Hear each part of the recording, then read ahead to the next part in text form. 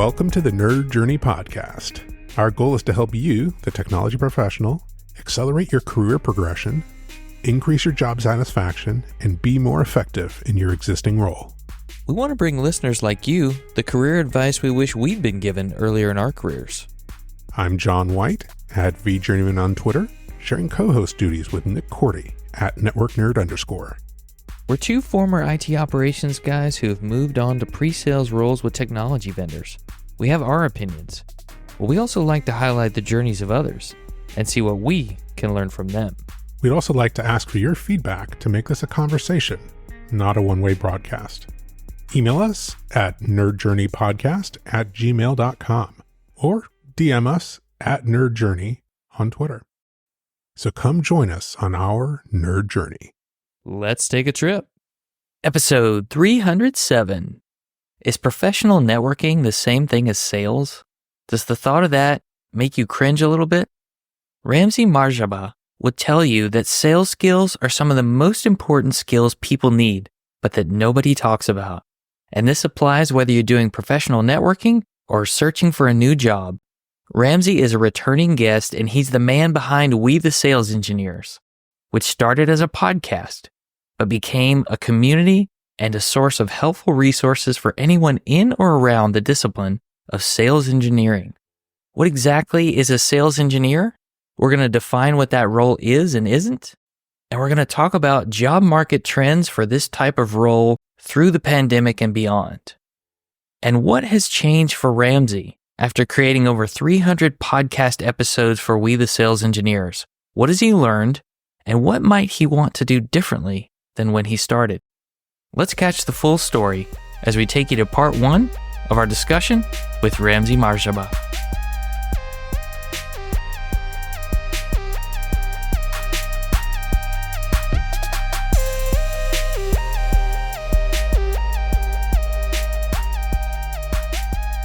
Ramzi Marjaba, welcome back to the Nerd Journey Podcast.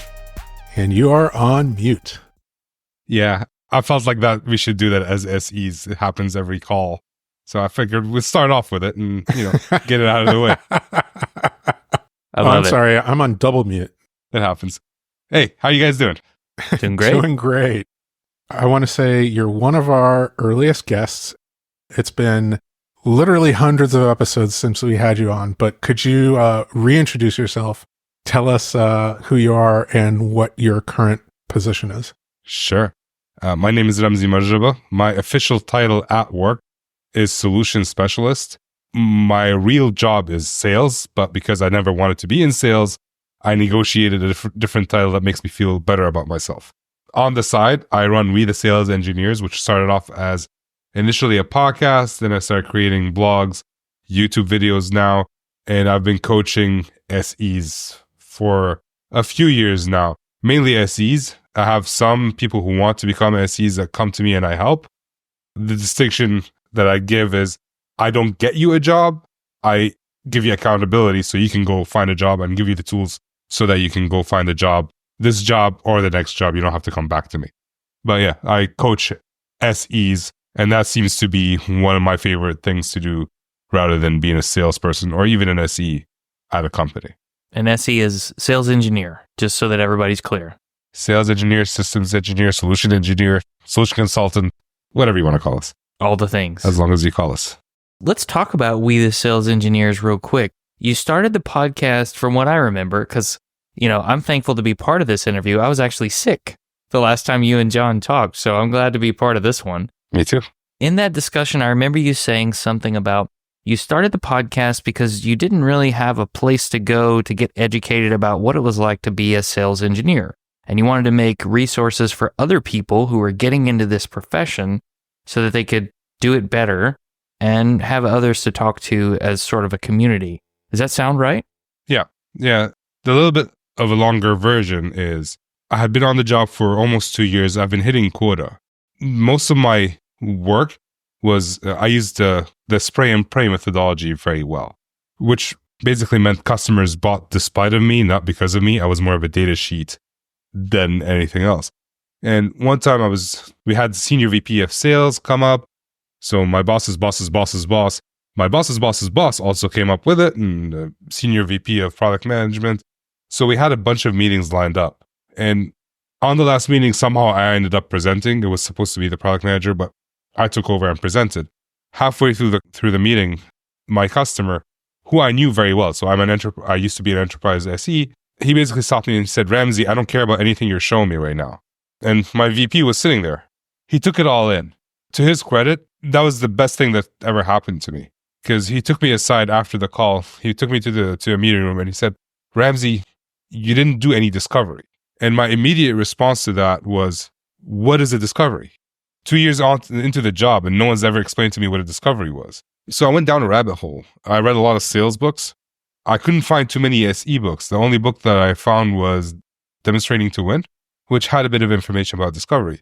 And I started talking to SEs within my organization, and I found out they're doing the same exact mistakes I am doing.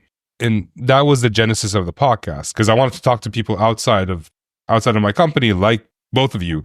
And I felt, and maybe that was a misconception from my end, was that the only way to get them to talk to me is to tell them that I had a podcast. So I started a podcast. It's a nice lead-in for sure. Yeah, it worked out. Knowing now what I didn't know back then, I would have been able to talk to anybody without a podcast. SEs is the best community in the world from what I've seen. They're willing to talk to anybody to help. Unlike salespeople, most salespeople are great, but there's also, they're willing to talk to you because they think they might get something out of it. SEs do it just because they want to help. What I realized is we didn't actually define sales engineer. So what's your definition of a sales engineer in terms of what it is and isn't? Well, what I like to explain is that the sales engineering is the process of solving a business problem with technology. So what we are not are sales support or customer support or people who just do whatever they're told. What we are partners to salespeople and to customers. We partner with both to understand the business problem, come up with a solution, and help the salesperson provide the best proposal for that customer. And one more thing, we come up with the solution and then we try to show the customer that we have the best solution. Because coming up with a solution on its own, every competing company would come up with a similar solution. Why do we have the best solution? And then helping the salesperson negotiate. And that's one thing that I see SEs lack, in the sense of, I tell them every time you open your mouth, you're either adding value to a deal or removing value to a deal, but we don't think about it. So we should be adding value to the deal throughout the sales process. It's not just the negotiation part. Do you see sales engineers as having a role during the price negotiation process? Yes. Maybe not directly with the customer, but initially when we were building the proposal, we have to justify why we're offering product number X, like the bill of material, why we're offering this solution and why it's better than other people's solution. And generally speaking, we have to help the account manager understand the defense.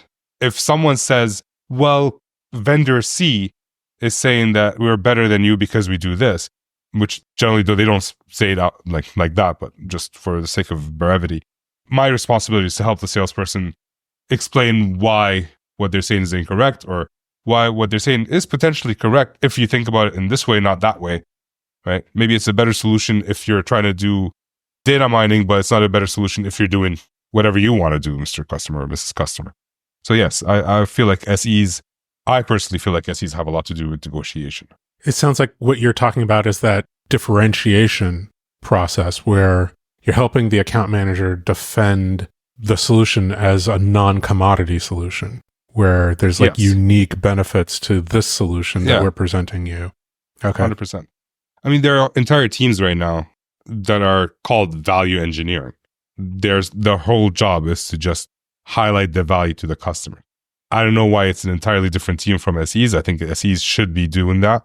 It's important to the point where people are creating teams for that. What do you normally see people doing as a type of job before they decide to get into sales engineering? Where do they generally come from in your experience? What I've seen mostly is post-sales support or post-sales in some aspect. Could be professional services, could be implementation. A lot of people come from there. A lot of people come from like the customer side. So Nick, I think you were in IT at a customer. Mm-hmm. Systems administration, baby.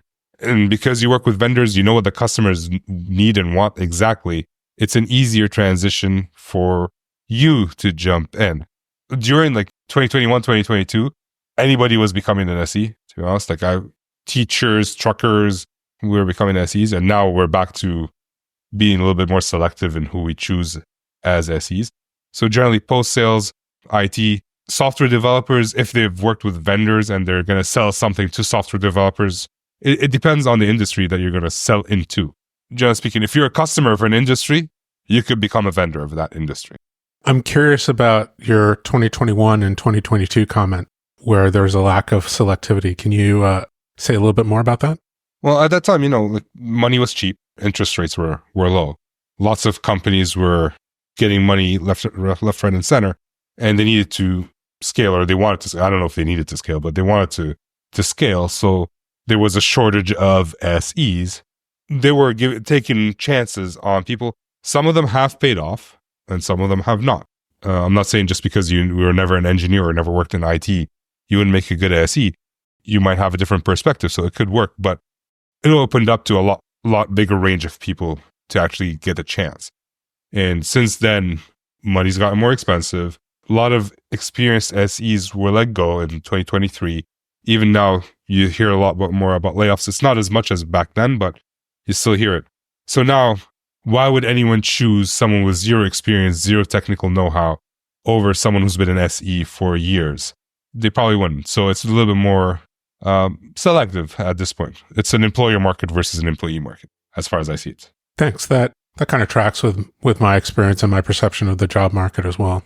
In regard to the job market, yes, sir. Are you seeing an overall increase, decrease, or steady state number of sales engineer type openings as we've seen these layoff trends happen? Because a lot of people have been laid off.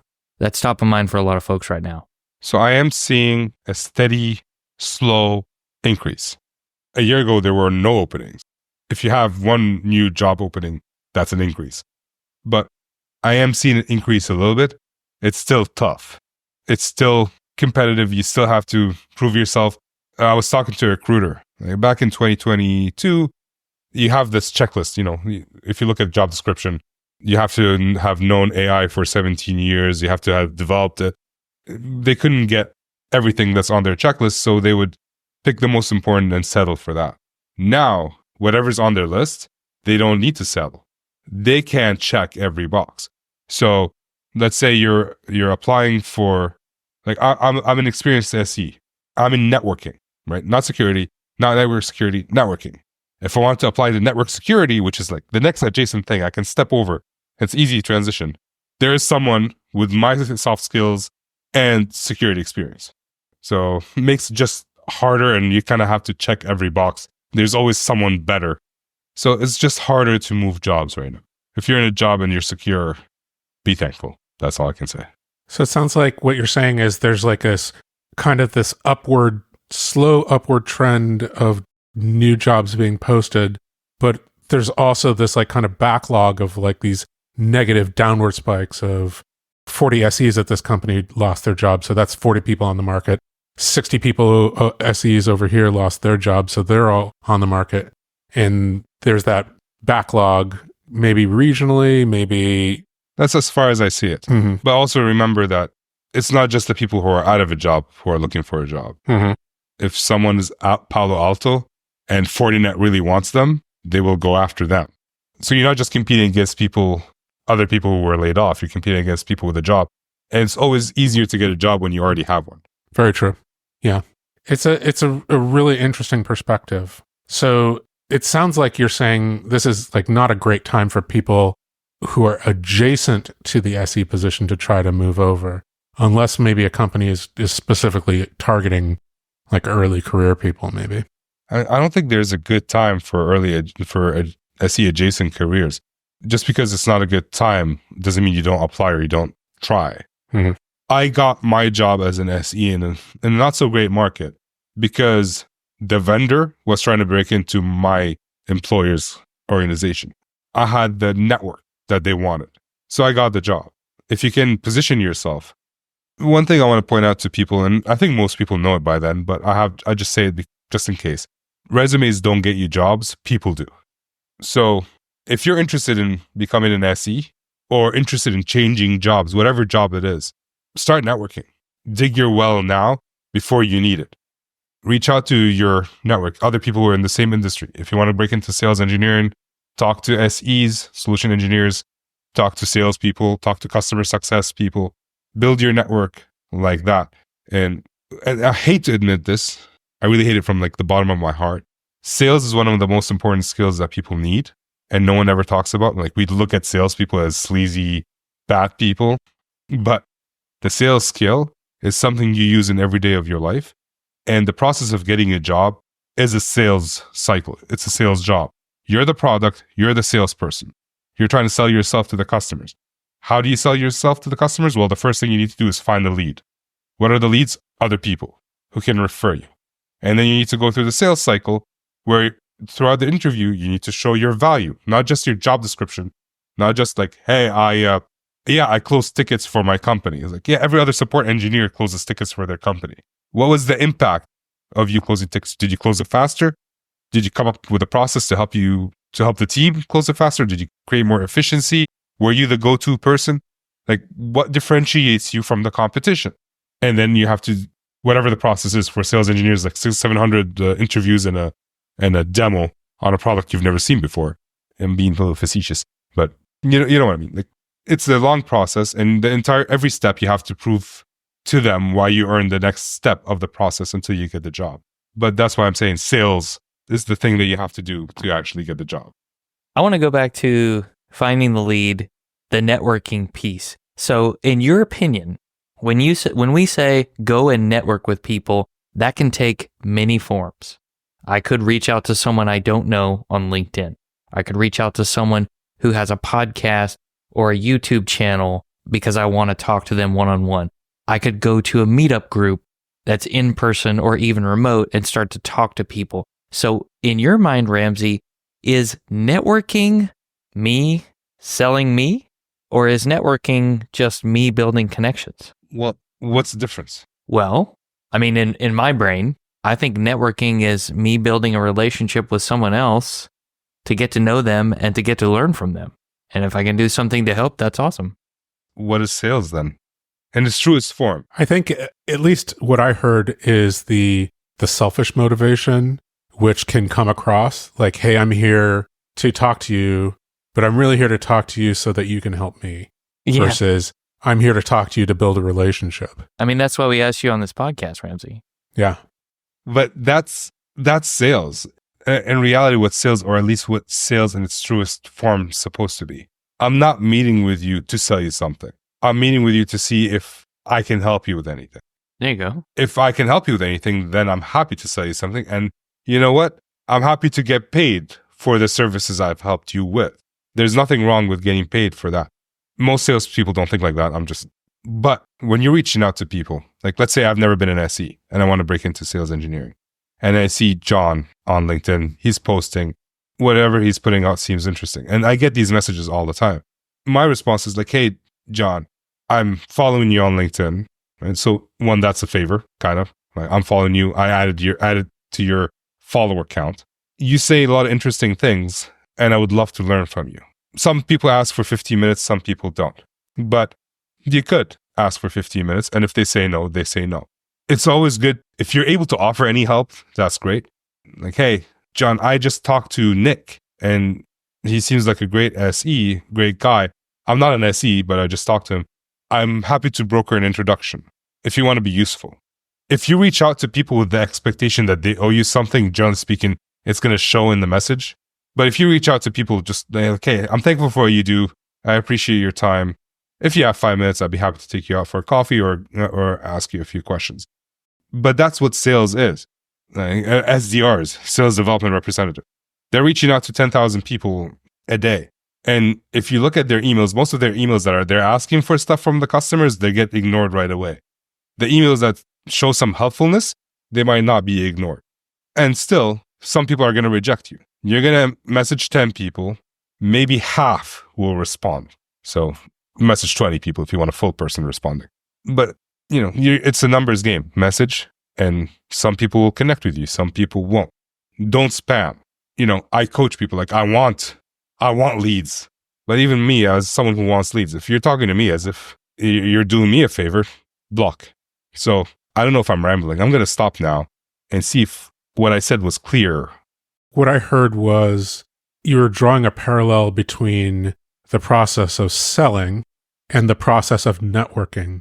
So maybe you can tell me whether or not I heard that correctly, or if I understood that correctly, where you're kind of saying, listen, in both of those cases, you don't want to approach somebody and make them feel as if you are asking for a favor or making them feel like they should be obligated to you somehow. You can ask for a favor. Yeah, right. It's that obligation part, maybe, which is the negative thing. And that is true both in a sales context. Hey, I'm interested in your industry.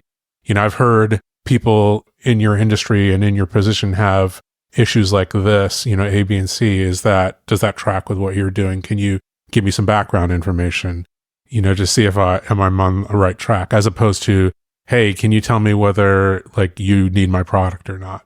Or, hey, we offer this for this product. Do you want 5 minutes with our boss or our salesperson?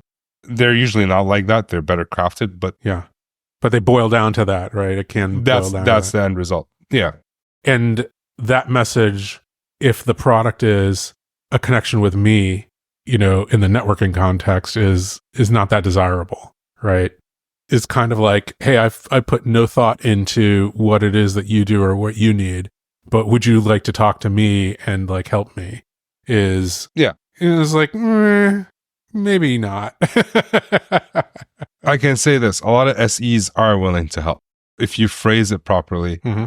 I haven't reached out to a lot of people in other industries, but SEs in general, if you're trying to break into sales engineering, they're very much willing to help if you're not asking for something like, hey, you have a job opening. Do you mind referring me to that one? That usually doesn't fly. Like, I don't know you. Why should I refer you to anything? But here's an example message. Hey, John, I saw you working at company Y, and I know you're not hiring right now, but your profile seemed interesting, and I feel I can learn a lot from you. I realize you're busy, but if you have 5 minutes to spare, I would appreciate being able to ask you a few questions. You could very much say no, but you might feel a little bit bad about it, and especially you, John. That's much more likely to get a yes. I mean, from anybody, not just me specifically, right? Here's something people don't understand either, is that people are busy. John, you're an SE manager. You're busy. If you say no, it's not because you're a bad person or you don't like helping people. It's because you're busy and you have a core responsibility to your own team that you need to help them. And that's where people start feeling like getting negative vibes. Like, why is this guy answering me? He saw my message. All right, well, remind him. Send, hey, John, thank you for accepting my connection request to begin with. I just wanted to bring this back to the top of your inbox. I realize you're busy.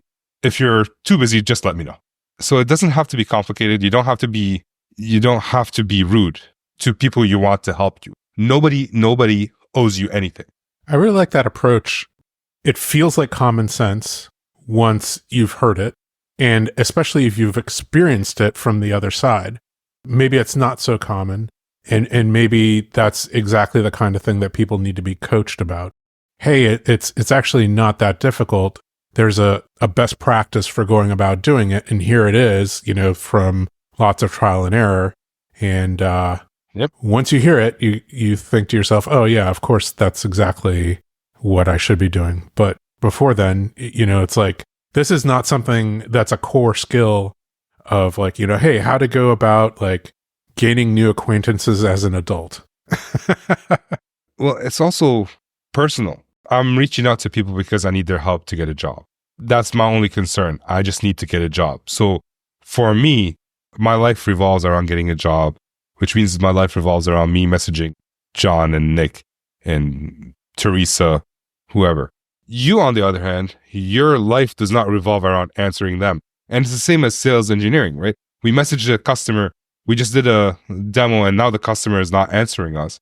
And we think like, why is the customer not answering me? I just spent a lot of time. I invested a lot of time with that person.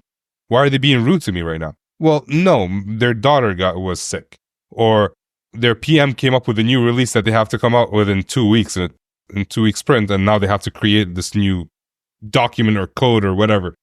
Their life doesn't revolve around you. Your life revolves around them, the customer. So when we get angry at them, we're not thinking about them. We're thinking about us. If you put yourself in their shoes, you'll understand a little bit better, and your emails will be a little bit more empathetic.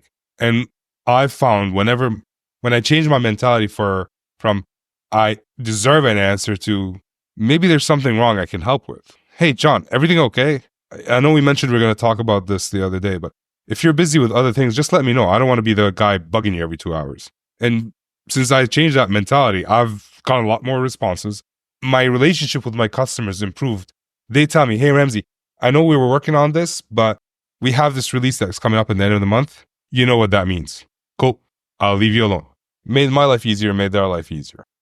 I read a book called Talk to Me by Dean Nelson. He's a journalist, and he talks about how to interview anybody. And he actually said something similar to what you did. It's about them. The interview's not about you. It's about them. And when you start thinking about it that way, it'll be better. And you should put your ego out the door. 100%.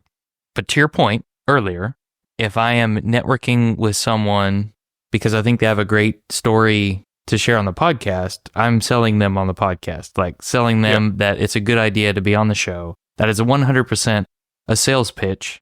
Everything is a sales pitch. A promotion is a sales pitch. A wedding proposal is kind of a sales pitch. It's just, you've been pitching for like a year or so ahead of time. That's what I'm saying. Like, I studied engineering so I don't have to talk to people. Since I've been in sales, I've realized that if I didn't have any sales skills, I would have failed at my job miserably, even as an engineer.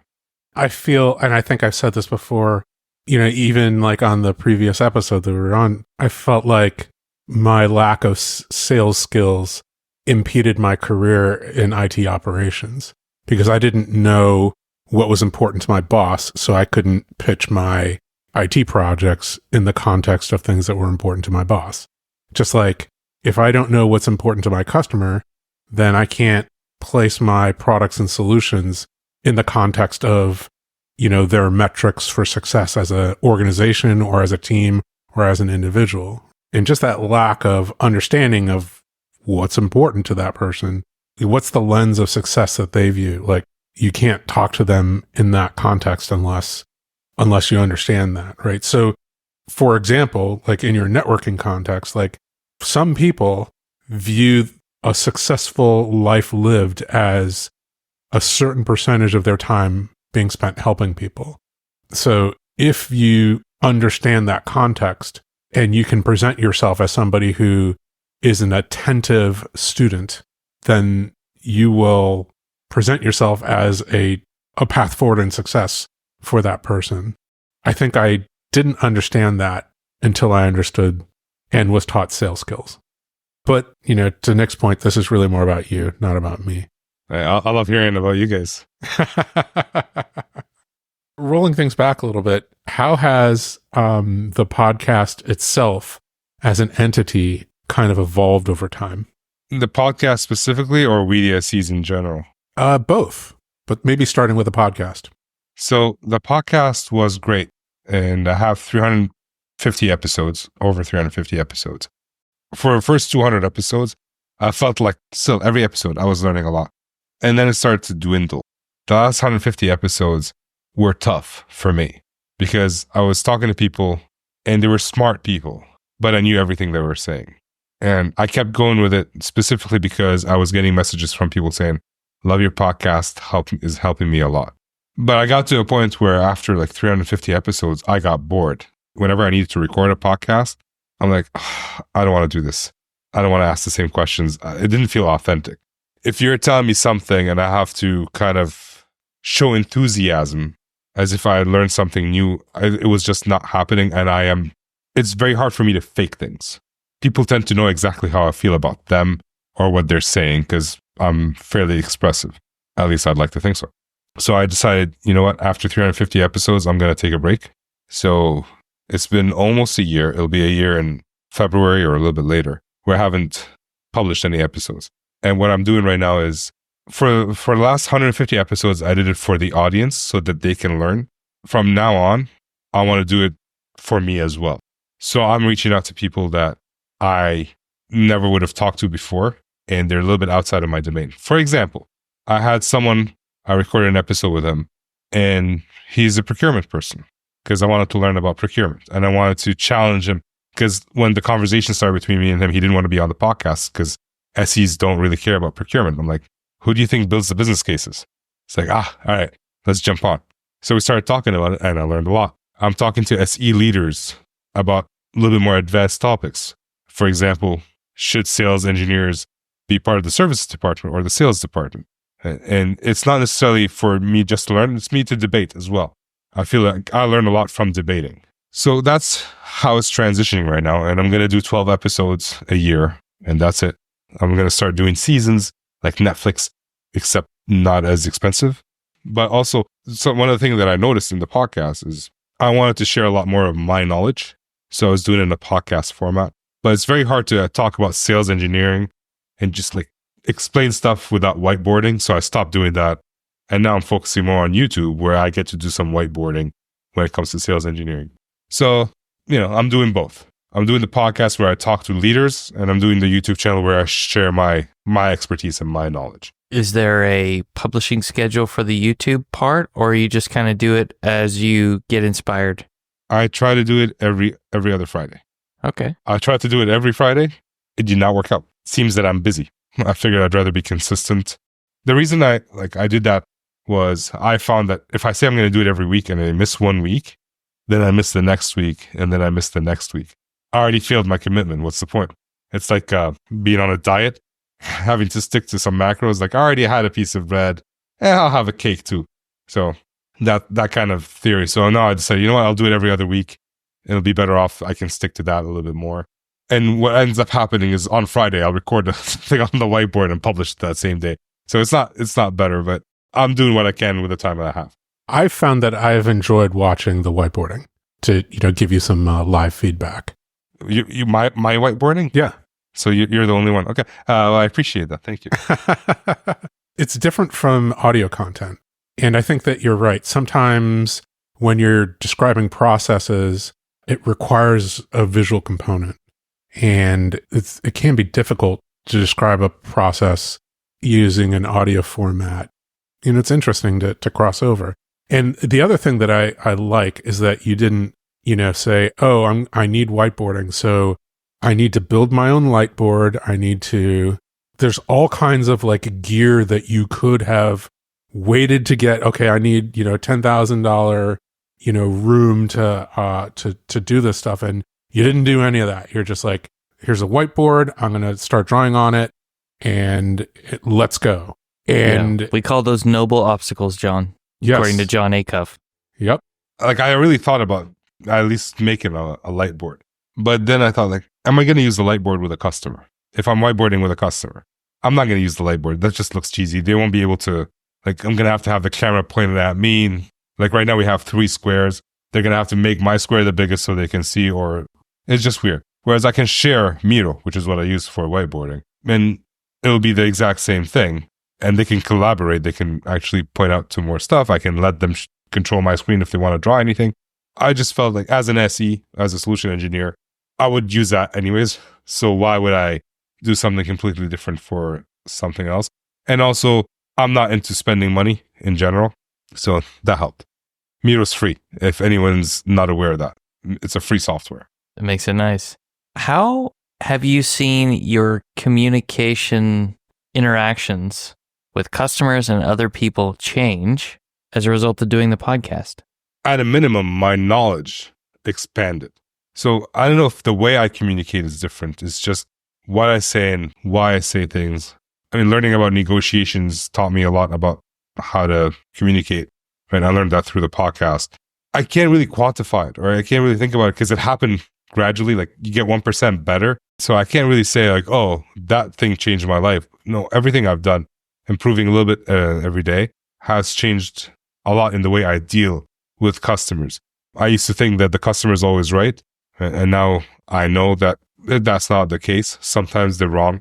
If I don't tell them that they're wrong, that's not me helping them. That's me hurting them. So how do I have tough conversations with? Which I find as solution engineers, engineers in general don't like having tough conversations with people. You know, they have the fight, flight, or freeze, and we tend to pick one of those three. So learning how to have tough conversations, because I've had people that I disagreed with on the podcast, and we had to disagree respectfully and come to a conclusion. I think that's helped quite a bit. So I can't quantify really how much it helped. I just know that it helped. At a minimum, it helped me get a job too, my current job. It's never a bad thing. Yeah, doesn't hurt. It's proof of work. It's content that you've consistently created. I feel like there's something about the consistency of the blogger, the podcaster, the YouTuber, or somebody who is consistently committing to GitHub or participating in some other community that is a standout to recruiters and hiring managers. That's my own hypothesis, but it seems to be a pattern in the people we've talked to. I don't disagree with that.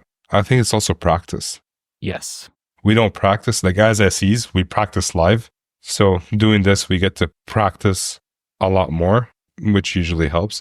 I was listening to the first episode that we had together, episode 27. Yep. And I couldn't go through it. I could not finish it. I feel like I'm speaking a lot better today. A lot less ums and ahs. You'll correct me if I'm wrong. Leave them in the show, please, so that it's a punishment for me if I kept saying that. I apologize to all the listeners. It's hard for you guys to laugh on mute. Nobody knows that you're laughing. Yeah, I feel like I'm speaking better. I think we all probably speak better than when we first started, whether it be just talking to people at work in the corporate world, yep, or starting a podcast or anything else. One thing that just came to mind where it's actually helped me improve is the fact that I think about things. I think about the processes. I think about why we're doing a demo one way over another. I think about how we should do a proof of concept or proof of value. Whereas when I was early in my career, they would just tell me and I would follow without knowing. So if you don't know why you're doing things, whatever you're following, you might do the right thing or you might do the wrong thing. But if you know why you're doing something, you can modify whatever is going on to fit like the moment, if that makes sense. I think that's how it helped. Yeah, in any conversation, there's going to be something someone says that you weren't prepared for, a question you got asked that you didn't know was coming. That's just nature of the beast. I like the adaptability aspect that you mentioned is what I'm saying. I like the pointing out the idea of practice and review. It's something that kind of triggered a thought in my mind, which is, you know, the core things that we do in our job, do we record and review them for improvement? When I was in SE, did I record those meetings and then go back over them and review them for improvement? A lot of times we don't have the opportunity to do that. It's a little bit obnoxious, right? But we can get feedback from other people who were in that meetings and say, hey, let's huddle. What went well? What didn't go well? You know, what can I do to improve? What was disastrous about that? Where were the mistakes? And do those like cycles of improvement. So I'll do you one better. We forget to tell the people that we're going to be with, I want your feedback after the call. So no one's paying attention to what you're doing. Everyone's worried about their own thing. I think of sales engineering and sales in general as a sport. You guys, have you ever played sport or music or anything like that? Mm-hmm. Yes, definitely. Let's take basketball because that's my sport. I should have asked you what sport that was, but you know, I'm going with my example. I grew up playing basketball. People in the United States grow up playing basketball. They go to the NCAA. They play for the NCAA. They get drafted to the NBA. They play in the NBA. So they spend their entire life playing basketball. Sales engineers, none of that. We were doing something completely different. And then we get plucked out, put in as a sales engineer and say, go play basketball against LeBron James, who's been doing it for 20 years. No practice, nothing. And most SEs do not perform well, especially early on. And you were talking about watching tape, which is what they do in sports. But something else that they do in sports is practice all the time. When do we practice? In front of the customer. Or if we have to do a demo, that's the only time we practice. If we want to do a demo, we might do a dry run with the account manager who's not paying attention and then go in front of the customer and do the demo again. But that's not practice. That's a dry run. But we don't practice for discovery calls. We don't practice objection handling. We don't practice an angry customer. We don't practice what if like you have, you know, there's a champion, there's also a detractor who wants the competitor. He's the competitor's champion. What do you do if they start asking you questions? We don't practice any of that. So you can watch tape all you want, but if you don't practice, how are you going to deal with that one person who's going to be there just to show that they're smarter than you, or you don't know what to do when a customer says, Ramzi, you're not showing me anything I care about, then when you get to the meeting and someone says that, you're not going to deal with it well. You will after a few years, but in the meantime, you've sucked. And that's not something, as sales engineers, I feel that's missing, and we should be getting that more often so that we can go in front of the customer and feel like we can practice. How many people have imposter syndrome? I mean, I've been doing this for 10 years, and sometimes I feel like I have imposter syndrome. Of course, yeah. Everybody. Yep. Plus one here. Because we just got a new product that I know nothing about, and I'm going to talk to my customer about it. And the first question they ask, I'm like, I didn't think you're going to ask me that question. Hold on, let me look at my chat GPT. Oh, wait, it doesn't have any information. Right? So there needs to be a little bit more focus on practice for sales teams, not just SEs. One of the biggest obstacles I find SEs have is they don't know how to work with their salesperson, especially if they're in a pooled model where they don't have a salesperson.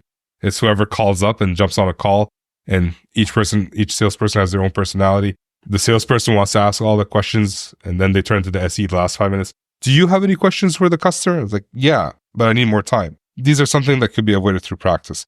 Yeah. And I think that practice mantra applies to any team, any person that's part of a team within an organization in corporate America. Because at some point, you're going to share an idea you have to change a process or change this thing. And to your point, there could be someone who is a member of your team who doesn't think that's a good idea because they do it this way. And you want to influence the greater team to do it the way you suggested because you feel like that's the best solution. Yeah. Engineers don't generally work on soft skills. And that's something, everyone, like you were saying earlier, John, if we want to improve our career, we're going to have to learn to do the soft skills.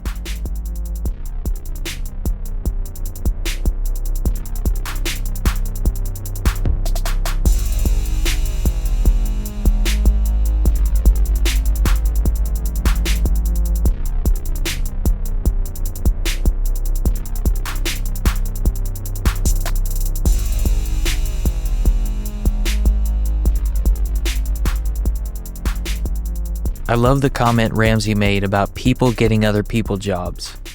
So have you been building your professional network? If you never have or just haven't been emphasizing it very much lately, maybe it's time to change that. Ramzi had some great ideas and suggestions for how we might reach out to people on LinkedIn, and it's okay. They might not respond to us at all. It's all right to follow up with someone, but I like the idea of giving that person an out. Let them know you understand they're busy, but prompt them to tell you they're too busy to help you. It's okay to say no. And that's something that Ramzi models even in his conversations with his customers. We talked a lot about practice, the things and areas or types of tasks that a sales engineer might need to practice, but we can apply that to the skills needed for any role or practicing scenarios even. We need to practice disaster recovery type scenarios and have run books so we'll know what to do if that happens. The same thing could be said for responding to a cybersecurity incident, whether it's big or small. We need practice in those areas before we get into a real situation so that we can perform better. But we also need practice in professional networking. I think it's great to reach out to people on LinkedIn or on other social media platforms and learn from them there. But another place to practice your professional networking is going to meetup groups. Check out meetup.com, look for meetup groups in your area, and just go to some that are interesting, whether it's within the realm of the job you do or completely outside of it. Go and talk to people. Ask them what they do for work. Ask them what they like about it. Ask them what they're learning. During that conversation, you will likely get an opportunity to tell that person what you do. Maybe you have aspirations of a different role or you're looking for a job because you don't have one. You're going to have the opportunity to share that with someone. Make sure you know the type of job you're looking for or the thing that you're looking to learn. You never know when someone you've never met before might be able to help you by providing some guidance, some advice, or perhaps even introducing you to someone else in their extended network, all because you had a conversation to learn more about them, learn from them, and in turn, you shared a little bit about who you are and what you're trying to do. I hope you took something away from that conversation when Ramzi talked about why he did the podcast and why he's going to do it in the future. It's okay for our motivations to change over time. Ramzi said that he wants to keep learning, and the way for him to do that is to release his podcast in seasons and talk about different, more interesting topics that's going to keep him engaged. It's going to make the content better. But he has put a pause on things, and it's a lot like Amy Lewis told us recently. He's putting something down, at least a little bit, to pick something else up, and he's focusing on a lot of that YouTube content that he's making. We'll make sure and share not only the podcast, but his YouTube channel and the We the Sales Engineers site in our show notes. What was it you found most interesting about this conversation with Ramzi? We'd love to hear about it. Please consider rating us 5 stars and writing a review with what you liked most about this conversation with Ramzi. We'll see you next time. Farewell, listeners. Tune in next time as the journey continues. I'm John White at BJourneyman, for Nick Cordy at NetworkNerd_, signing off. Adios.